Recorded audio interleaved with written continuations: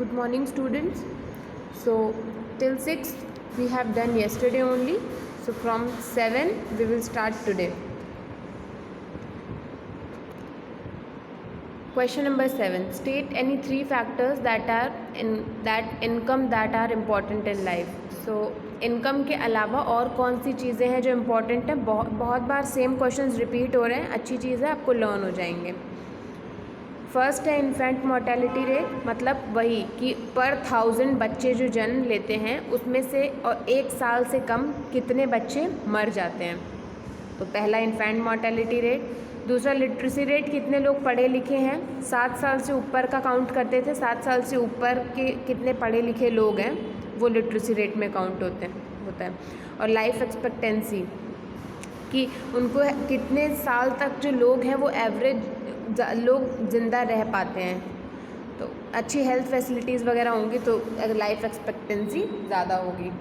तो question number 8, what is infant mortality rate? Suggest 2 measures to keep the infant mortality rate low. So infant mortality rate you already know, I have told it several times, that below 1 year per 1000 children are born. Out of that how many born alive and how many die.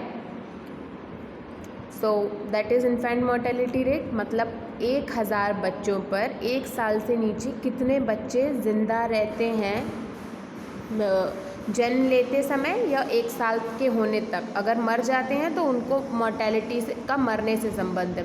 तो मर जाते हैं तो mortality rate वही बढ़ जाता है कि 1000 में से 2 बच्चे मर जाते हैं, ऐसा रेट होता है.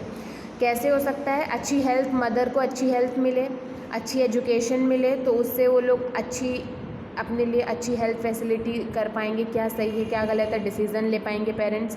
और प्रॉपर पब्लिक डिस्ट्रीब्यूशन सिस्टम, जिससे जो लोग नहीं अफोर्ड कर सकते हैं प्रेग्नेंट मदर के लिए हेल्दी फूड और हेल्दी डाइट, तो public distribution system PDS system, जिससे जो लोग नहीं अफोर्ड कर पाते उनको राशन दिया जाता है, वो अच्छा होना चाहिए. Question number next 9, what are the limitations of the per capita income criteria of development. तो जो पर कैपिटा इनकम काउंट की जाती है उसमें खराबी क्या है, क्या चीज़ कमी क्या है उसमें. तो पहला है per capita income is the average income of a country. पर कैपिटा इनकम क्या है? Average income. बताया था आपको कि जैसे कि अगर 10 लोग हैं और 100 रुपये एक देश की नेशनल इनकम है और देश में 10 लोग रहते हैं और उनमें से तो उसका पर कैपिटा इनकम क्या होगा?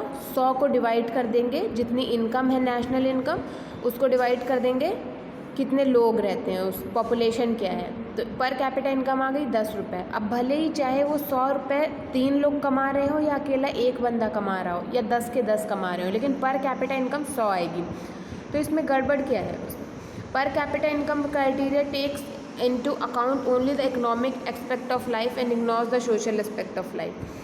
पर कैपिटा इनकम में क्या है कि सिर्फ लोगों की इनकम देखी जाती है कि हाँ एवरेज इनकम इतनी है, और उन्हें सोशल एस्पेक्ट ऑफ लाइफ, मतलब कि एजुकेशन कैसी है, हेल्थ कैसी है, ये सारी चीज़ें तो काउंट ही नहीं हो रही हैं. ये नीचे दिया हुआ है कि एजुकेशन, लाइफ एक्सपेक्टेंसी, सैनिटेशन, ये सब काउंट ही नहीं होता है. Per capita income criteria also ignores non materialistic thing. हाँ, अब जिस एनवायरनमेंट में रह रहे हैं वहाँ पीस है, एनवायरनमेंट पोल्यूशन फ्री है कि नहीं, डेमोक्रेसी है कि नहीं, लोकतंत्र, डेमोक्रेसी का मतलब गवर्नमेंट खुद चुनते हैं सिटीजन्स की नहीं, ये सारी चीज़ें. अब पंजाब में हायर पर कैपिटा इनकम है केरला के कंपैरिजन में, लेकिन ह्यूमन डेवलपमेंट इंडेक्स के अकॉर्डिंग केरला की लिटरेसी रेट बहुत अच्छी है, वहाँ की इन्फेंट मोर्टेलिटी रेट ज़्यादा है. पंजाब में वहाँ पे बच्चे ज़्यादा मर जाते हैं, केरला में अच्छी है हेल्थ. तो पर कैपिटा इनकम पंजाब की ज़्यादा है, तो इसलिए ये प्रॉब्लम्स है पर कैपिटा इनकम के साथ कि वो बाकी चीज़ें नहीं काउंट होती हैं उसमें. Money can not buy all goods and services than one needs to live well. कि मनी सारी चीज़ें नहीं सारी गुड्स और सर्विसेज नहीं खरीद सकती जो एक इंसान को रहने के लिए चाहिए.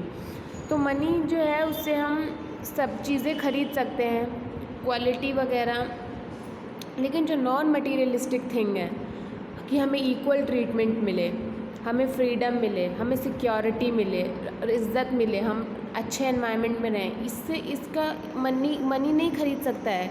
किसी को हम पैसे दे के, कितनों को पैसे दे के बोलेंगे कि इज़्ज़त करें हमारी, या फिर हम किसको किसको पैसे देंगे कि हमें फ्रीडम मिले, जैसा हम चाहते हैं वैसा रह पाएँ। तो पहला। Second, money can not by us a pollution free environment. एक पोल्यूशन फ्री एनवायरनमेंट नहीं मिल सकता, पीस नहीं खरीद सकते हम मनी से।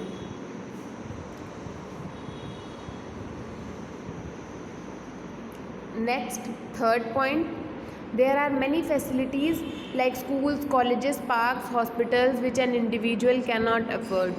हाँ, तो सब नहीं अफोर्ड कर सकते हैं school, college, parks, hospitals. Fourth है, money possessed by an individual cannot provide us a type of government. Yes, अब मनी है किसी के पास तो वो एक इंडिविजुअल, किसी एक के पास पैसे हैं तो वो किस तरह की गवर्नमेंट चाहिए, वो अकेला उस तरह की गवर्नमेंट को लाके नहीं खड़ा कर सकता है, वो कॉमन पीपल ही कर पाएंगे। तो मनी से हर चीज़ नहीं पॉसिबल है। Next, what is the significance of human development index. Human development index का सिग्निफिकेंस क्या है, मतलब क्या है?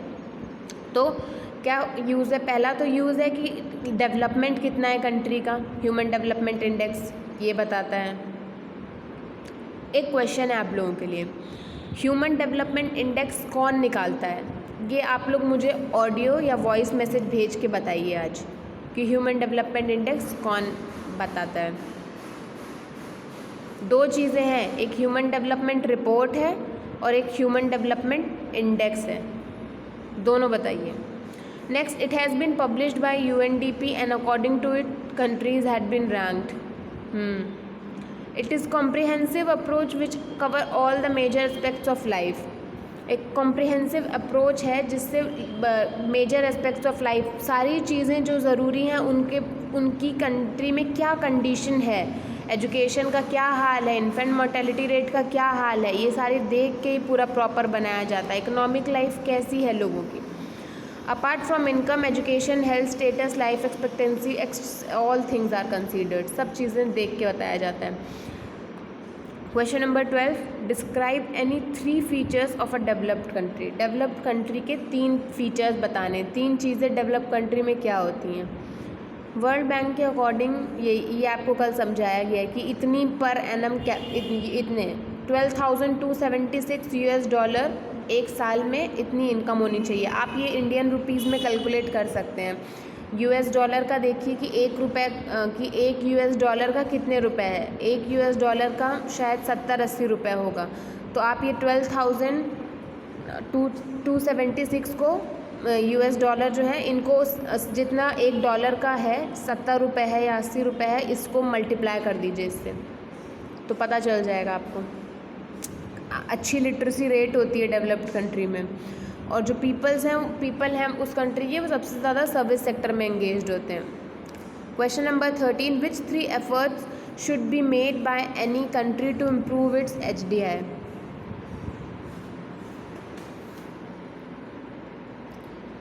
सो आंसर है 3 efforts which could be made by any country to improve its HDI are, लोगों को अपना ह्यूमन डेवलपमेंट इंडेक्स डेवलप करने के लिए, इम्प्रूव करने के लिए कंट्रीज़ क्या कर सकते हैं। अच्छी लिटरेसी रेट प्रोवाइड करें सबको, हेल्थ फैसिलिटीज़ अच्छी दें, और पोल्यूशन फ्री एनवायरनमेंट एक बनाएं।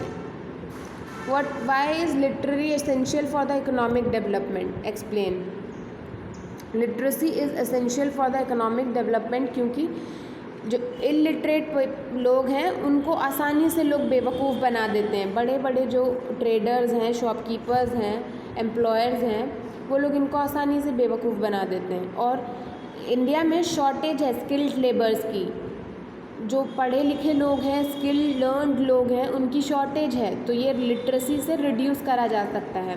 Most of the illiterate people are engaged in primary and organise sector, so their earning is very low. Third point है कि जो ज़्यादातर लोग हैं वो इलिटरेट हैं, और ज़्यादातर प्राइमरी सेक्टर यानी एग्रीकल्चर, तो इन सारी चीज़ों में ही वो लोग लगे हुए हैं, जिसकी वजह से उनकी अर्निंग जो उनका कमाते हैं वो बहुत कम है। Question number next, how is BMI use to determine the undernourished of a person. Please listen, ये क्वेश्चन बहुत इंपॉर्टेंट है, ये टॉपिक न्यू है, ये सारी चीज़ें तो अभी तक बार बार रिपीट हो रही थी, ये न्यू है। BMI क्या होता है, सबसे पहले सुन लीजिए, बॉडी मास इंडेक्स होता है। B for body, M for mass, I for index.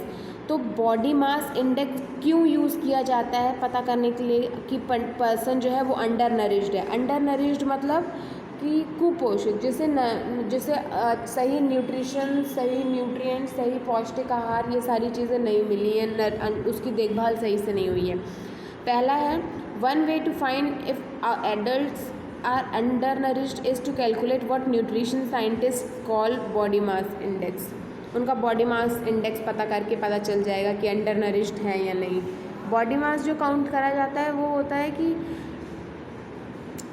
कि हाइट के हिसाब से बॉडी का वेट कितना है, तो बॉडी का मास कितना है, तो वही। अब in order to calculate first of all the weight of the person is taken, कि उसका वेट कितना है, वेट मेज़र करा जाता है और फिर उसकी हाइट मेज़र की जाती है, और फिर जो उसका वेट है वो डिवाइड कर दिया जाता है हाइट के उसके स्क्वायर से।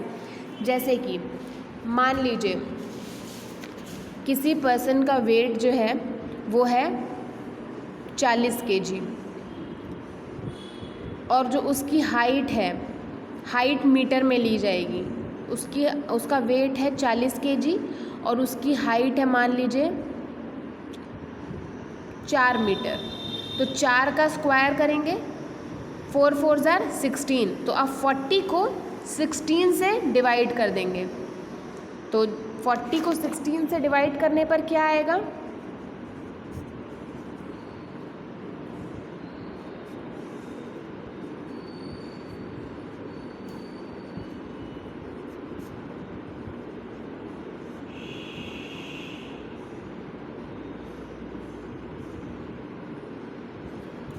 2 पॉइंट समथिंग कुछ आएगा, ठीक है, 2.4 कुछ इतना आएगा। तो ये उसका बॉडी मास हो गया। अब if this figure is less than 18.5 then the person would be considered undernourish. However if this BMI is more than 25 then the person is overweight. अब पर्सन अगर 18.5 से कम है तो फिर वो अंडर नरिश्ड है, और अगर 25 से ज़्यादा है तो वो ओवरवेट है। नेक्स्ट क्वेश्चन, ये NCERT का क्वेश्चन है आपकी। In what respects to the criterion used by the UNDP for measuring development different from the one used by the World Bank। अब UNDP जो करता है कैसे डिफरेंट है, वर्ल्ड बैंक जो निकालता है, एक इन दोनों में से एक ह्यूमन डेवलपमेंट इंडेक्स निकालता है और एक ह्यूमन डेवलपमेंट रिपोर्ट निकालता है। अब जो क्राइटेरिया UNDP लेता है मेज़र करने के लिए डेवलपमेंट, वो डिफरेंट है वर्ल्ड बैंक से। कैसे, वर्ल्ड बैंक जो है वो पर कैपिटा इनकम यूज़ करता है, लेकिन जो UNDP है वो ह्यूमन डेवलपमेंट इंडेक्स निकालने के लिए बहुत सारी चीज़ें यूज़ करता है, जैसे हेल्थ कैसी है, एजुकेशन कैसी है, इनकम कैसी है लोगों की। तो UNDP सिर्फ पर कैपिटा इनकम पे नहीं चलता है, पर कैपिटा इनकम पे चलता है world bank. Next question, explain the importance of sustainable development with reference to ground water by giving example. अब सस्टेनेबल डेवलपमेंट मैंने आपको चैप्टर में समझाया था कि क्या होता है, बट मैं यहाँ पे फिर से रिपीट करूँगी। सस्टेनेबल डेवलपमेंट का मतलब है जो भी रिसोर्सेस हमारे पास हैं, पानी से लेके फॉरेस्ट से लेके जो भी रिसोर्सेज हमारे पास हैं, हम उनका ऐसे यूज़ करें कि हमारा भी काम बन जाए लेकिन चीज़ों का भी हार्म ना हो, नेचर को भी हार्म ना हो। अब पानी है, पानी को ऐसे यूज़ करें कि हमारा भी काम हो जाए और ग्राउंड वाटर लेवल भी कम ना हो। अब वही यहाँ पे पूछा गया है कि कैसे। तो सस्टेनेबल डेवलपमेंट मतलब कि हम ऐसी चीज़ों को यूज़ करें कि हमारा भी नुकसान ना हो और वो चीज़ें बची रहें जिससे फ्यूचर जनरेशन भी यूज़ कर पाए। अब ग्राउंड वाटर है, ग्राउंड वाटर नेचुरल रिसोर्स है जो नेचर खुद ही सही कर देता है। बारिश होती है, ग्राउंड वाटर लेवल बढ़ जाता है, तो ये सारी चीज़ें नेचर खुद ही कर देता है। लेकिन people of a particular generation must use water. अब जो लोग हैं उनको ऐसे यूज़ करना चाहिए वाटर को कि जो आने वाली जनरेशन है उसके टाइम पे ऐसा ना हो कि पानी ख़त्म हो जाए या पानी की इतनी किल्लत हो जाए। तो ओवर यूज़ नहीं करना है, एक नॉर्मल तरीके से उसे यूज़ करना है जिससे सबके लिए बचा रहे वो। अब consequences of environmental degradation do not respect national और स्टेट बाउंड्रीज। बिल्कुल बहुत ही इंपॉर्टेंट क्वेश्चन है, आने की बहुत चांसेस हैं इसके कि जो जो एनवायरमेंटल डिग्रेडेशन, यानी पेड़ अगर कटते रहें, एनवायरनमेंट ख़राब होता रहे, तो इसकी जो ये सब ख़राब होने की वजह से जो कॉन्सिक्वेंसेस होंगे इसके, मतलब इसका जो रिज़ल्ट होगा वो किसी पर्टिकुलर स्टेट या किसी पर्टिकुलर नेशन तक नहीं सीमित रहेगा। मतलब कि अगर जंगलों को नुकसान पहुंचाएंगे और ऐसे कार्बन डाइऑक्साइड बढ़ती रही और ग्लोबल वार्मिंग बढ़ती रही, तो जो सिर्फ किसी एक छोटे से डिस्ट्रिक्ट, मोहल्ले या किसी एक राज्य या किसी एक देश तक उसका जो रिज़ल्ट है वो सीमित नहीं रहेगा, उसका खामियाजा सबको भुगतना पड़ेगा। अब जैसे कि अभी आप वायरस का देख लीजिए, ये वायरस चाइना में नवंबर दिसंबर में स्टार्ट हो गया था, लेकिन उन्होंने उस टाइम पे अगर ये बाहर आने दी होती न्यूज़, तो बाकी सारे कंट्रीज़ ने उस टाइम में कुछ स्टेप्स उठाए होते जिससे ये इतना ना फैलता। उन्होंने बात छुपा के रखी, अब वो हर एक देश में पहुंच चुका है। तो वैसे ही एनवायरमेंटल डिग्रेडेशन का जो कॉन्सिक्वेंसेस हैं वो किसी एक जगह सीमित नहीं रहेंगे, सबको झेलने पड़ेंगे। अब तो इसलिए संभाल के हमें इसकी तरफ ध्यान देना चाहिए। सारी कंट्रीज़ का फ्यूचर कहीं ना कहीं से लिंक्ड है। Sustainability of development is the essential for all Mankind. Sustainable development मतलब कि ऐसे चीज़ों का यूज़ करना कि उनका आगे फ्यूचर जनरेशन के लिए भी और रहें। तो ये आंसर आप खुद से रीड कर लीजिए, आप कर लेंगे। बहुत सारे ऐसे इश्यूज़ हैं जैसे कि ग्लोबल वार्मिंग हो रही है, एसिड रेन हो रही है, तो ये किसी एक पर्टिकुलर जगह पे नहीं होंगे। अगर डिग्रेडेशन, एनवायरमेंटल में प्रॉब्लम आएगी तो सबको भुगतना पड़ेगा। Question number next, explain the term development, how it is linked with sustainability. अब डेवलपमेंट जो है वो एक प्रोसेस है और कि बढ़ते लोगों का इम्प्रूवमेंट, लोगों की लाइफ क्वालिटी लाइफ होना, मतलब अच्छी लाइफ बन जाना, तो it is link to sustainability. अब डेवलपमेंट सस्टेनेबिलिटी किसे कैसे लिंक करता है? ऐसा डेवलपमेंट जिससे जो हमारी रिसोर्सेज हैं वो अभी ख़त्म हो जाएं और आगे के जनरेशन के लिए ना रहें, तो ये ऐसा डेवलपमेंट तो बेकार है। तो चीज़ों को सही तरीके से यूज़ करना जिससे वो फ्यूचर जनरेशन के लिए भी रहे, तो वो डेवलपमेंट ज़्यादा सही है। तो इसलिए ये लिंक्ड है। ओवर यूजिंग अ रिसोर्स, वही सेम चीज़ है इसमें भी कि किसी चीज़ को ओवर यूज़ करेंगे, आगे के जनरेशन के लिए नहीं रह जाएगी तो दिक्कत हो जाएगी। तो ये रीड कर सकते हैं आप। पब्लिक फैसिलिटीज़ के 3 एडवांटेजेस आपको बताने हैं। तो जो पब्लिक फैसिलिटीज़ के 3 एडवांटेजेस है कि जो सरकार, पब्लिक फैसिलिटीज़ मतलब जो सरकार देती है, तो पब्लिक फैसिलिटी पहले तो बहुत ही चीप होती है, सस्ती होती है बहुत ही। ज़्यादातर जो पुअर लोग हैं वो इस पे ही डिपेंड करते हैं। और तीसरा है कि बहुत सारी सर्विसेज हैं जैसे कि पुलिस, एजुकेशन, ट्रांसपोर्टेशन, जो मतलब कि कॉमन लोग भी यूज़ कर सकते हैं। अब कॉमन लोग भी जिन पे डिपेंड करते हैं अपनी परेशानियों के लिए या अपने लिए। What are public facilities needed for development of a country? 3 ऐसी फैसिलिटीज़ बतानी है, पब्लिक फैसिलिटीज़ जो डेवलपमेंट के लिए ज़रूरी है। पहली है एजुकेशन, वैसे तो बहुत सारी हैं, हेल्थ है, एजुकेशन है, ट्रांसपोर्टेशन है, बैंकिंग है, बट 3 को आपको एक्सप्लेन करना है। पहली है एजुकेशन, सबसे ज़रूरी है। एजुकेटेड होंगे लोग तो खुद ही सही गलत की पहचान कर पाएंगे। दूसरा है पब्लिक डिस्ट्रीब्यूशन सिस्टम, सबको राशन वगैरह जो बांटना है बहुत ज़रूरी है, कुछ लोग नहीं अफोर्ड कर पाते हैं। तीसरा है ट्रांसपोर्टेशन, बहुत सारे लोग हैं इधर उधर जाने के लिए, सब नहीं अफोर्ड कर सकते हैं कार और प्लेन और जेट, तो पब्लिक जो डिस्ट्रिक्ट ट्रांसपोर्टेशन का सिस्टम है वो भी बहुत ज़रूरी है। तो अभी यहीं पे स्टॉप करते हैं, नेक्स्ट क्लास में करेंगे क्वेश्चन नंबर 23 से। और प्लीज़ आप लोग ये करके और चेक कराइए। आज कुछ नहीं आए तो डाउट्स पूछिए प्लीज़। जो लोग सोशल साइंस पे ध्यान नहीं दे रहे हैं, इतना याद रखिए कि आपके जो 5 सब्जेक्ट होंगे उसमें से आप अगर सिर्फ मैथ्स और साइंस सोच रहे हैं कि पढ़ के आप 90+ और 80+ मार्क्स ले आएंगे, तो पॉसिबल नहीं है। मैथ्स में 100 में से 100 लेकर आ जाएंगे, साइंस में 100 में से 100 लेकर आ जाएंगे, लेकिन अगर आप हिंदी, इंग्लिश और सोशल साइंस में 30 और 40 नंबर ला रहे हैं तो आपका परसेंटेज ऑब्वियस सी बात है गिरेगा। बहुत ही सिंपल सब्जेक्ट है, आपको हर चीज़ हिंदी इंग्लिश दोनों में एक्सप्लेन करके समझाया जा रहा है और सीधा क्वेश्चन आंसर्स आपको चैप्टर के बाद कराए जा रहे हैं। तो आपको पढ़ना चाहिए और शुरू कर दीजिए आप करना, आराम से स्कोर कर पाएंगे आप।